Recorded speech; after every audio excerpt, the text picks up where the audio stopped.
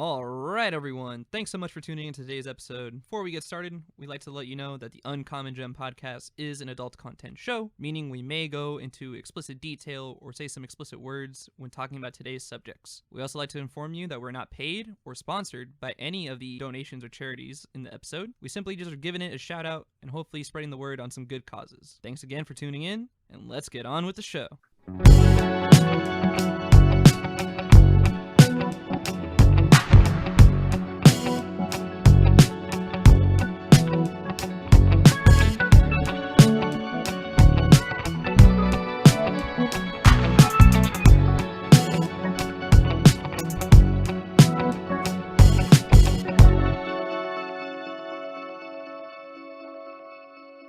Hey, what is up? We are back. Episode 6 of the Uncommon Gem podcast. My name is Kevin Estevez. I am the host of the Uncommon Gem podcast. Thanks so much for tuning in. If it is your first time you happen to be listening to us, we want to say thanks. Thanks for checking us out. And if you're coming back, even more grats, even more praise. Thanks for coming back. We got a lot of feedback in the past couple episodes, which I'm really grateful for. Decided, to upgrade some equipment. So we got a new microphone, which is what you're hearing now. Hopefully that sounds better. We also got some new editing software. Shout out to Lawrence for letting us know about Audition on Adobe. It's actually really cool. It's been really easy to edit the ums. That was intentional. Didn't edit that one. Really quick, folks. I'm going to be honest. We had a bit of a technical hiccup with this episode in particular. Fortunately, the audio on my end while we were recording just really crapped out. But thankfully, my guest audio was perfect as was. Instead of just re-recording the entire episode, I think I'm just going to re-record my own audio, re-record my questions, just because the whole point of the show is to have that first genuine run. With that being said, though, there is some original audio in the actual episode itself, just because, we want to keep those genuine moments. We want to keep those fun moments in. I do apologize. I know this is not the exact method and best way to do a show, but, technical difficulties, they happen. You just got to learn and live. I do hope you take away a lot from this conversation. In my opinion, it's one of the more important conversations that we've had. But without further ado, let us get on with the show. Today, I am very honored and grateful to have our guest on. I met this man almost 2 years ago, maybe a little more than 2 years ago, but just a wise person, especially for his age, especially for what he knows. He really educated me on a lot of things, but I'm grateful for him to be on the show. He is an entrepreneur. He is a musician. He's also a clothing designer. So definitely check him out. Please welcome to the show, Frank White. Hey, what's going on, y'all? It's Frank White, cocaine slang of the game, man. What's going on? I'm here. What's up with it? Hey, thank you so much for hopping on the show, man. We appreciate it. Been a minute. How you been? What's going on with you? It's been a while, man. Just working hard, man. Taking care of the family, working out, trying to stay positive, handling my business, with the clothes, the music.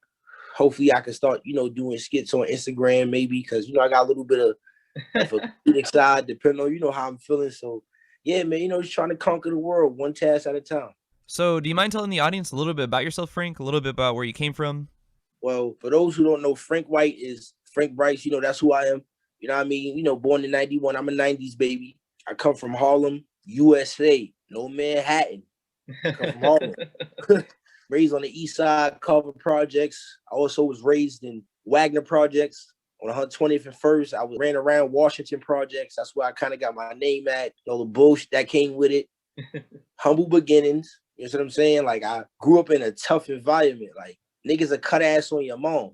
And for people who don't understand what cutting ass is, that's joking. Cracking jokes. Yeah. You know what I mean? But I'm from an era where you had to have a certain type of skin. Pretty much sink or swim mentality. Lost my dad at 5. That raised a different type of savage in me. But overall, I guess I humped the beast, and now I'm ready to do what's right. Man, truly, honestly, my condolences. That it's always hard losing a person, but losing a parent, especially at that young of an age, that's when you need the guidance of that kind of parent, whether it be a mother or a father. But yeah, that guiding light is really important. Absolutely.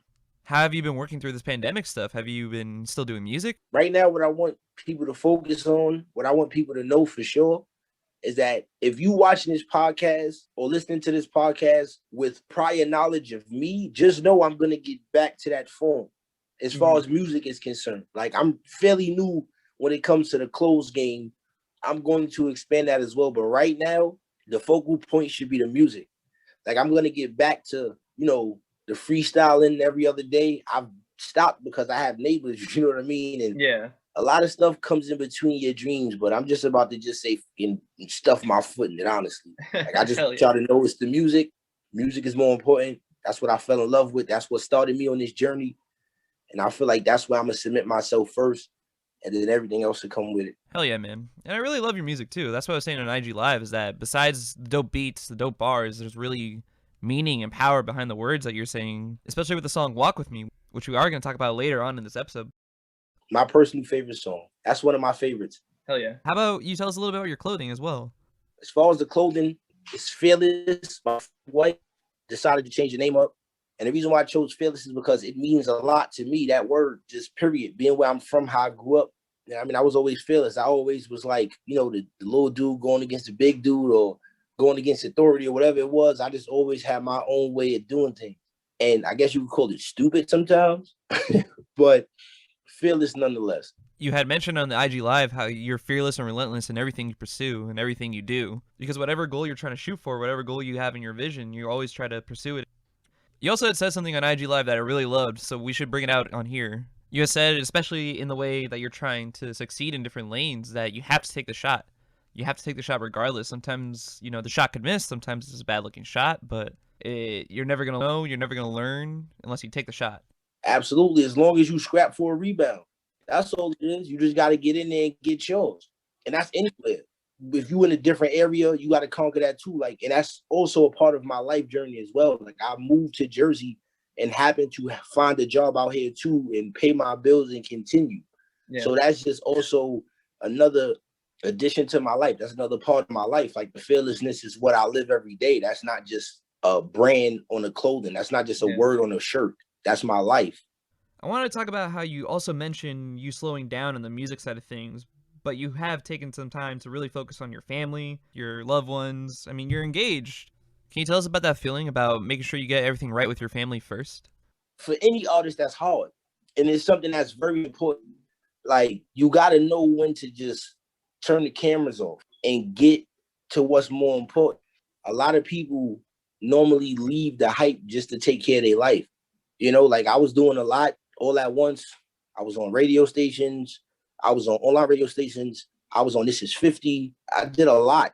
I was on Hip Hop Is Real. And now Hip Hop Is Real is one of the top battle rap coverage groups out there. And I got introduced to them through their cousin who liked my music. So I was doing my thing, but I had to slow down to learn the business aspect, copywriting, trademarking, just basically protecting my intellectual property. So that's what made me take a step back. And making sure your family is behind you and support you in what you do, that gives you the ability to go back full force, like you never left. Because once you get them right, they prep you for what you got ahead of you. And then you just go out and handle whatever you got to do. Because if you look back, you know you still got your family there. Before we keep going with the show, I just want to take this second to really say thank you, Frank, because he was one of the first people to reach out to me and actually ask to be on the show, which is really cool because I never thought that would happen so soon, but to see that people want to express their opinions and express their stories, like, that means a lot, especially someone like Frank, because, you know, he's a good friend of mine, sure, but he's seen certain things that no one else in this world has seen, so I think it's going to be a really good episode for people to take in this information, which is also part of the reason why you wanted to get on the show, right, Frank? Absolutely. I wanted to spread awareness to everybody besides the music that I'm very involved in kids and making sure that they have a better life than I had. So as always, we dedicate some time on the show to a donation or charity that the guest wants to bring attention to. Today, Frank was so gracious to bring one to our attention. Frank, you mind telling the people where you donated today? Right. Today, what we're talking about is the Children's Defense Guild. That's a program that I donated to. What they do is they help the youth at risk and they give them a chance to be better. They give them programs where they can learn how to write, read, something like a GED program. They give them certain housing with rules and regulations to follow to keep them on the right path. And I feel like that's great because they have a second chance. These are kids with a troubled past. I myself was a child with a troubled past. I'm a man with a troubled past, if that's the case. And I feel like I just wanted to reach out and help. And a staggering statistic I found out is it was 44,000 kids in 2017 that was arrested every day for just, I guess, trying to live or expressing themselves in the wrong way. I'm just here to show them, like the Children's Defense Guild, that there's other ways. Mm-hmm. You have to imagine, you know, how bad it can get for someone that doesn't even have that kind of support, have that person to be there for them. And it's just such an important thing to be taken care of, especially after 2020, you know? Like, we find out the government really doesn't care about these people, kind of putting them in these terrible positions. And you think about how there's hungry kids out there in America. You think about how there's families like barely paying their bills. So it's nice to make sure that these kids grow in a program that ensures they're safe, that ensures their education's taken care of, mental health's taken care of. It's just super important to have them in that environment. And we need that right now in these dark times, a very bright light to lead kids the right way. And I'm one of them. And I'm going to start taking a bigger step in it too. I'm going to try to reach out to these organizations to see how I could try to put something together to get these kids clothes or books or things that they need. And I'm going to start immediately. I want to give a shout out because the founder of the organization is still alive. Her name is Marian Wright Edelman, and she's 81 years old, and she's still the leader of this organization. People may know her from the civil rights movement. She worked very closely with MLK. But I think that's very important to see that dedication too, because it shows that passion that's actually behind the whole campaign itself. For the kids, for the people that they've been fighting for over the past 40 plus years. You know, this has been an ongoing fight, and for someone like her to still be in it, still be going through with it, I think that shows that this is more of a loving charity service. It's not some kind of, you know, service where, oh, we're just going to give kids books and food and we're going to call it good. No, they're here to actually set them up for the future, set them up with some goals and point them in the right direction. So as Frank had mentioned, there's many programs where they're teaching the kids, also many programs where they're feeding them. They even dedicate some of the programs to high school students that are leading their community to get them some scholarships and point them into colleges. And on top of that too, they definitely are fighting the good fight because they've tried to pass many laws and bills in several states for the federal government just to make sure that these kids are taken care of. It's a hefty battle, but, you know, with help from people like me, you know, maybe we could have a better chance at winning. 100%. Yeah. I really want to shout that out because more often than not, it's the color folks, the color people that are experiencing this kind of miscare or put in a failed environment. So to see someone from their community stand up and say, hey, we should support this, we should do these things for our kids, I think is very important for them to see. Right. No more standing by. Time to act right now. Awesome. Well, thanks again, Frank. And as always, folks, you can check the link in our bio, but it is childrensdefensefund.org. We'll also put it in our Instagram so you know where to go, know what to look for. But also, please do some research. They have really cool articles on the website. They also have a lot of their records for public viewing from their past, so you can see just how much they actually have been trying to pass certain bills and laws, which I think is really important for them to show that history. All right, so folks, this is the name of the show. This is why we bring people on to talk about the things they are passionate about and the things they love the most. So, Frank, do you mind telling us what your uncommon gem is? My uncommon gem is the importance of these groups while they're here and the effects of not having these groups, or rather the town where I grew up, where these groups was around, but they weren't as prominent as they are today. You've seen it so much in your life, people taken away, whether it be by drugs or violence, whatever it may be, but it's just so sad. Could you speak on that a bit as a person that grew up in that environment, how you want to change it? Immensely, because growing up where I grew up, I've seen a lot, as Kevin said, and I'm just going to springboard on that. What I've seen was a lot of gun violence and robberies and a lot of things that the normal child shouldn't see. You know what I mean? And we had the cops out, but they weren't really here to protect us. They was more here to, you know, catch us in our bullshit when we was doing the things that we didn't know at the time. You know what I mean? We were just doing things to survive. But if we knew about programs like the Children's Defense, we would have been able to go to places where we were able to feel loved. And when we did, certain places were shut down. So it was like, even though we did find a home, we were still in that environment where it was hectic and crazy. And it's important for organizations like this to exist because I made it, but I made it because I told myself that I could have a better life. I believed it, so therefore I did it. But a lot of these kids don't believe that. They looking online, what they seeing. They seeing influence as far as like women, money, and it's all a mirage until they get in it. And it's like, yeah, you know, so it's very important to have organizations like that to show kids that there's a way out and that you don't have to do the things that I've done. And that shit's really traumatizing. It really changes you. It does. It changed me. A lot of people also get stuck in that mentality where it becomes a lot harder just to trust someone, just to trust a normal person, and even in their life. Which spoils a lot of relationships. Exactly. Because you could have been a much better person than who you were, but based on not trusting somebody or I don't believe them, there's no real goal there. So they find themselves back in the same situations that create havoc or mayhem. So you're a person, as we mentioned, that comes from that background, but you're trying to instill that change in your own way, try to do it your own way. In your music, you make efforts to reach out to the youth and show them that they can do things their way and how they can get in the field that you're in. How do you reach out to the youth in your community? How do you do that best? Okay, so what I do as far as that's concerned is I go on internet, social media mostly, because kids are influenced by social media now more than ever. It's like what the internet say goes to these kids. So I take my music platform to be able to speak to the kids, to tell them like, hey, don't do what I've done. Like on one of my IGTVs, I did a whole IG live about how being gangster is not real, but real is not gangster.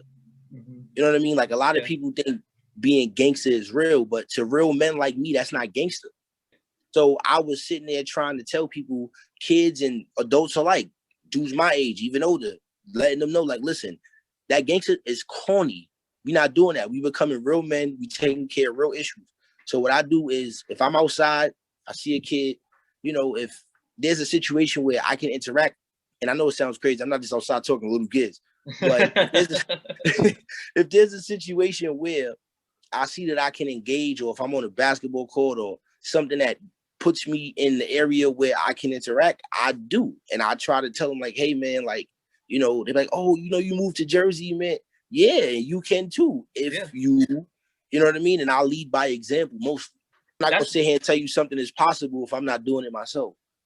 Sometimes people can take that as flexing or, oh, he thinks he's better than me. He's trying to show me up. But in actuality, it's more that you're trying to teach them. You're trying to put them on game, show them there's other ways about it. Maybe they can get a family in the future. Maybe they can do cool shit like hang out with them at the beach. Which is to say that it doesn't have to be all violence. It doesn't have to be all hate. It can truly be really peaceful. It can be very easygoing. Right. As it should be.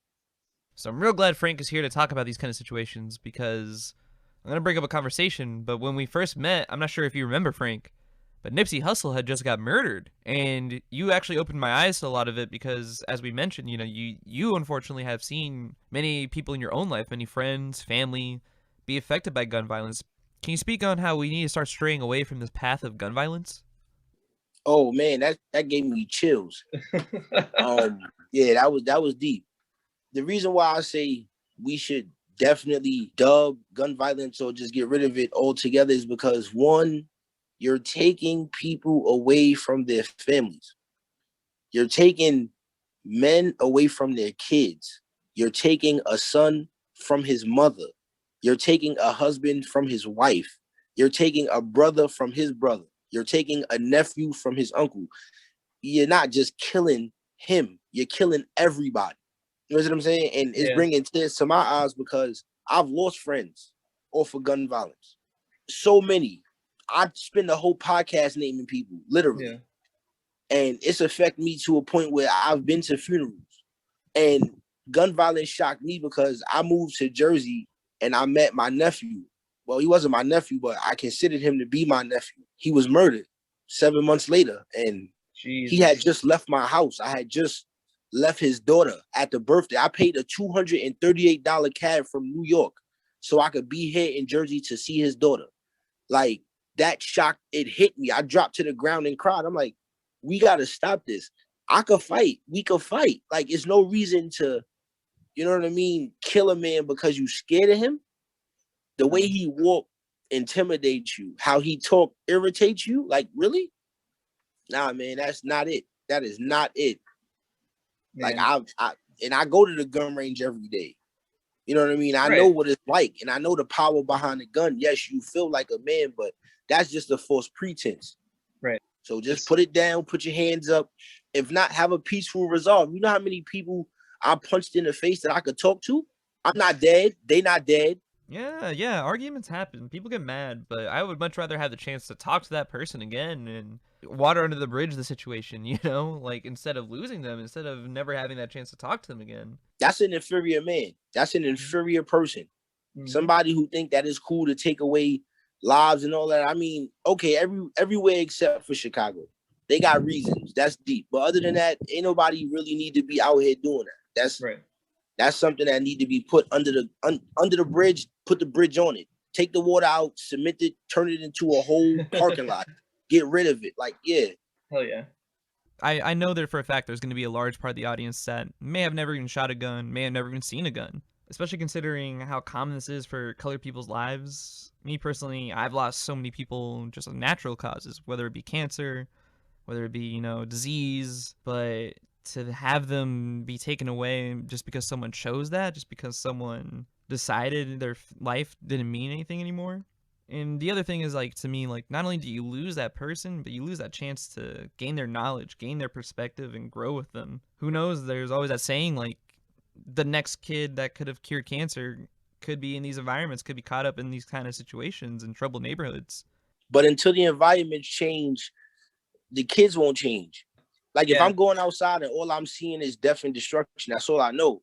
Then I go in the house. You feel me? Let's say my house is not the fit house that everybody would like, right? So now I got to go home to my mom and her boyfriend, or my mom and my dad arguing.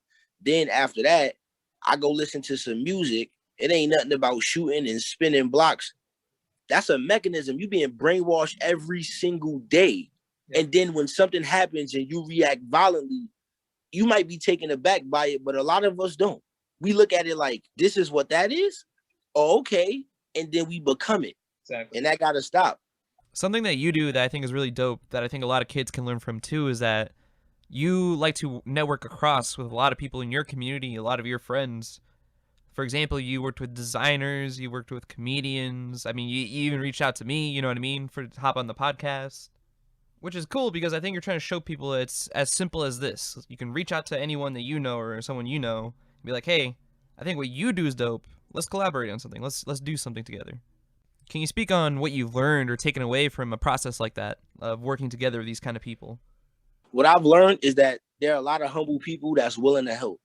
That's what I've learned so far. Then I've also learned that information costs.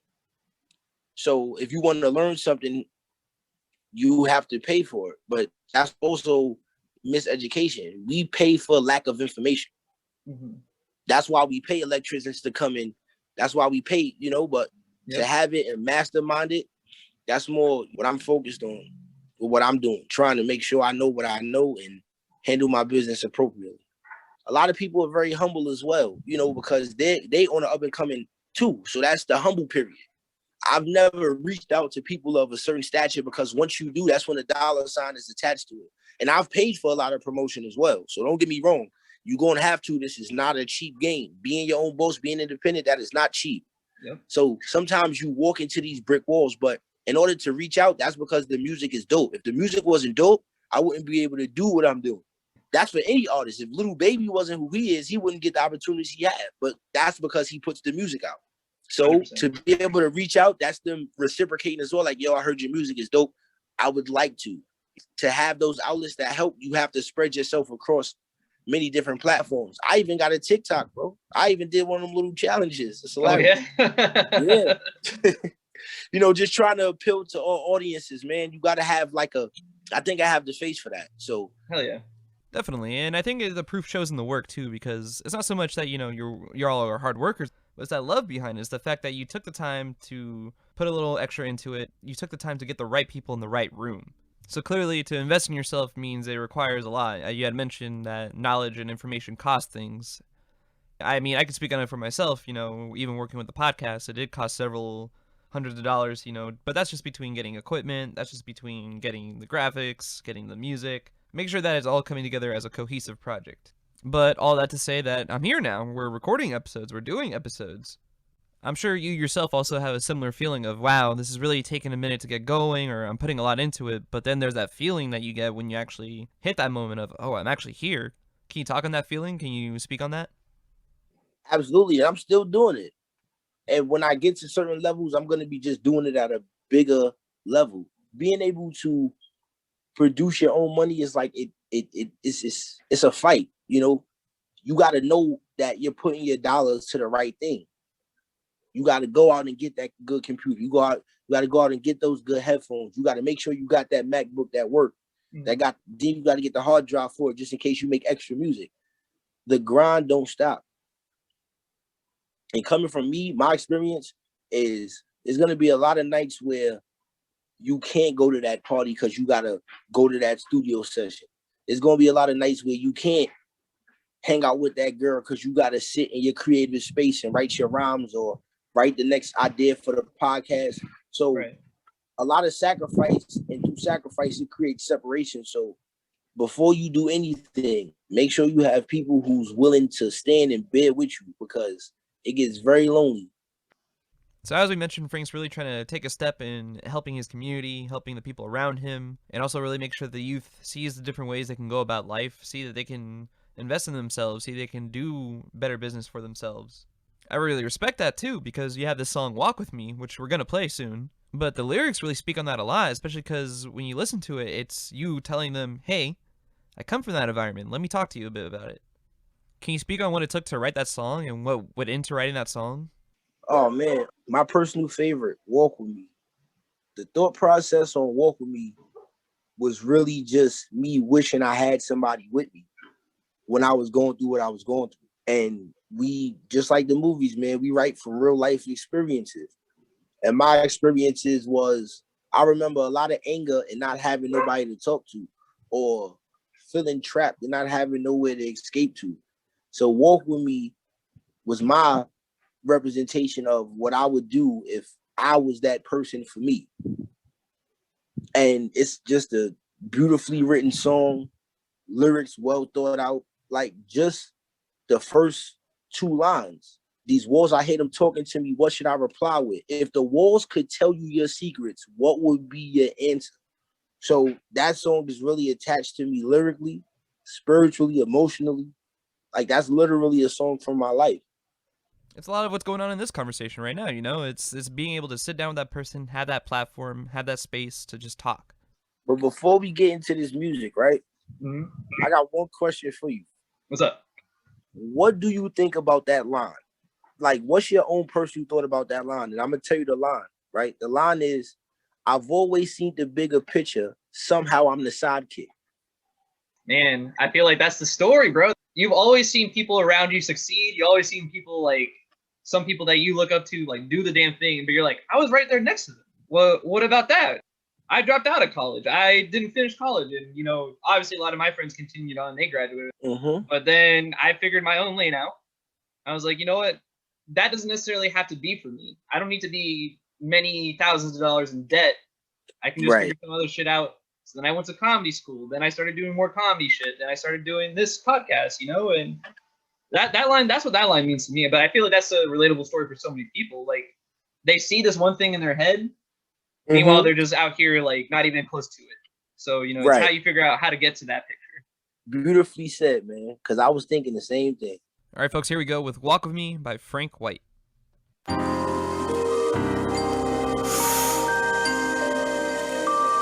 this a message, man. Just want to talk to the young ones out there, like, I hope they hear me, I hope they hear me, I hope they hear me. And everybody else. Come take this walk with me. I'll show you. Come and take a walk with me. Come take this walk through the streets of New York with me. To have a talk, come sit down with me. Roll an eighth, come light a pound with me. Why don't you come and take a walk with me? Come and take this walk through the streets of New York with me. To have a talk, come sit down with me. Roll an eighth, come light a pound with me. Why don't you? These walls, I hate them talking to me. What should I reply with? I've always seen the bigger picture. Somehow I'm the sidekick, and this is things that I get. When I kept my attention strong and my mind swift, peeped away my mind switch. A grown man walked the path of a leader. More stripes than Adidas. Got resemblance in my features. Feeling like a young Jesus. Pardon me if I'm blasphemous. The ancestors, they laugh at us. Fuck is we a parody? Hell no, Dave Chappelle. Shots fired, no Richard Pryor. These situations is dire dark. Looking for a lighter, praying, trying to find clearance, but only get incoherence. Then when the guns start flaring, the reason is quite apparent to a homie losing his parents. Now tell me where the internet. If them pussy niggas sending shots, we gon' send them back.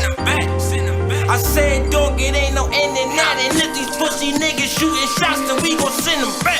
Come and take a walk with me. Come take this walk through the streets of New York with me. To have a talk, come sit down with me. Roll an eighth, come light a pound with me. Why don't you come and take a walk with me? Come and take this walk through the streets of New York with me. To have a talk, come sit down with me. Roll an eighth, come light a pound with me. Why don't you? Now I took this walk with you. I said I'm glad I had this talk with you. Because there's a couple thoughts I shared with you. And just to let you know I care for you, I gotta put it all out there. I'm really being serious. These young niggas thinking shot at they delirious.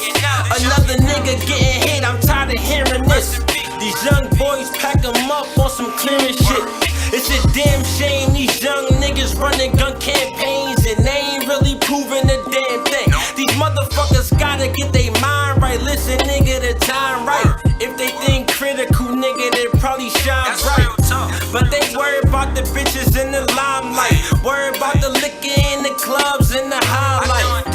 I said, if you call that a highlight, shut the fuck up, little nigga, and get your grind right. Come and take a walk with me. Come take this walk through the streets of New York with me. To have a talk, come sit down with me. Roll an eighth, come light a pound with me. Why don't you come and take a walk with me? Come and take this walk through the streets of New York with me. To have a talk, come sit down with me. Roll an eighth, come light a pound with me. Why don't you?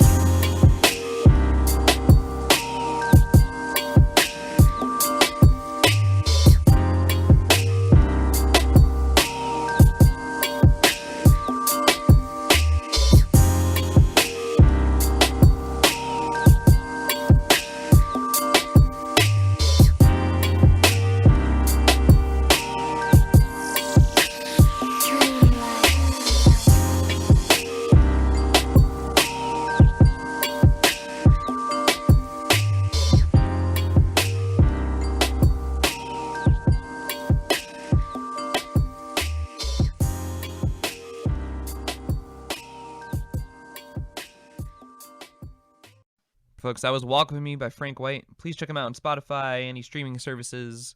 Check out his other music too. There's a lot of stuff he's got. He's got The Man, Came to Mac, a personal favorite party song. Just get us a couple friends, get a couple drinks. It's a vibe. It's iHeartRadio, Spotify, Apple Music, Deezer, whatever you got. It's out there. Go get Check it out. Frank, before we wrap up, there's one random question I want to ask, just because last time I asked you, it was a really fun conversation. But who are your top 5 favorite rappers of all time? Oh man, top 5 of all time? Jesus Christ, that is a great question. As far as all time, number 1, I would have to say Rakim, only because Rakim has had an illustrious rap career and one of the only rappers that never cursed, and a great storyteller too. Yeah. So that's number 1. My number 2, definitely more modern, Jay-Z, wordsmith, great with the lyrics, double entendre, triple entendre, king. A success story. He lived in Marcy Ave. It was really crazy projects over there. So made it straight to the top with just his pen. So it could happen. 3rd, I would have to put Biggie, because I didn't know that Biggie actually was a singer. I watched a documentary and I found out he could actually sing. So for him to be able to put his singing into patterns of rap and just wow audiences with his flow. 4, I would say Big Daddy Kane. Hell yeah. Because he definitely did his thing. And last but not least, who would I put into my last slot? It's so many. Yeah, it's a big game. Oh, man. I would have to put J. Cole. Not too many could do that. And I had to put him there because, not to take away from all of the greats, but there's a reason why a lot of people I don't have there. I don't have Snoop Dogg there because I've never heard him get super lyrical. Like, you just spitting a bunch of bullshit. Like, yeah, you in the game and you a legend because of longevity, but I don't really like your music like that. Not to put down Snoop Dogg, respect to Snoop Dogg, respect to Uncle, but sorry, man, I'm not a fan. You know, and then a bunch of other people, but it's just, the accolades of the men that I name and the way that the flows was out, Big Daddy Kane was emulated a lot, Rakim, Biggie, flow unmatched, Jay-Z still dominant and was able to take over the game at the time that these men were. He opened up for Big Daddy Kane, which is dope. Hell yeah. And then that's my 5, and that's who I'm sticking with. I wouldn't no Tupac. We won't go there. We won't go there. A lot of the songs man, all right. You know what's funny? There's that one like freestyle with Biggie and Tupac. It's like a live recording, and like Biggie murders it, and he only does like a minute rap, and then Tupac comes on. And he's literally just yelling. He's not even rapping. If you ask me, he's just yelling. Right. So Biggie outclassed him. Yeah. Dope. I always love asking that question. Especially, it's fun finding out people's influences and inspirations, especially when it comes to music. Once again, Frank, I want to express my gratitude for you hopping on the show, especially sharing your stories and getting attention to the Children Defense Fund. But yeah, it's the real beauty of the show is that we're getting the attention out there and letting people hear these stories. And as we said, these kids need some help, so definitely check out childrendefensefund.org. If you know a family in need, if you know anyone that could use the help, point them in this direction, point them towards this website, and just help people in need if you see that you can. I feel now more than ever, we see so many people out in the streets struggling, and I think little can go a lot of ways. Frank, before we head out, do you have anything you want to say to the people? Before I go, man, just stay positive. I know it's hard. We face life challenges every day, but that's the thing. As long as we can face the challenge, then every day is just a regular day. Frank, where can people find you? Where can people check you out? Amazon Prime, any way that you can find music. You could Google my name. You could go to it directly. There's a lot of ways you can find my music. You know what I mean? Okay. I'll be releasing more music from the Instagram page, but right now I also have stuff on SoundCloud, Hoaxshare, Dat Piff. So I got a lot of, and that's the old stuff on Dat Piff. So if anybody want to hear Frank White from 4 years ago, make sure y'all go check that out. And I'm pretty sure it's going to be more heat, but I was more lyrical back then. But if you're looking for Frank White, make sure you check out Spotify, iTunes, everything else. The music is there. Get in tune. All right, as always, folks, you can check us out on Spotify, SoundCloud, Apple Music. We're also on YouTube. And definitely check us out on Instagram and Twitter for the social media. And that's actually a good point, too, because Frank literally reached out to us by DMing us on Instagram. So if you are feeling up to being on the show, if you are willing to share an uncommon gem for the people, definitely message us. Definitely hit us up, and we'll get something going. We can definitely set up an interview. Once again, shout out to Boy Brooks for the music and Lawrence Benali for the art. Thank you all again so much for listening, and I know today was a weird episode. I know the audio thing may be a bit strange, but we will get better. We will learn from this mistake for sure. So thank you for bearing with us during this episode, and thanks again to Frank. Folks, I hope you have a great rest of the day, night, or morning, whenever you're listening to it. Hope you take care, all right? Peace out, y'all.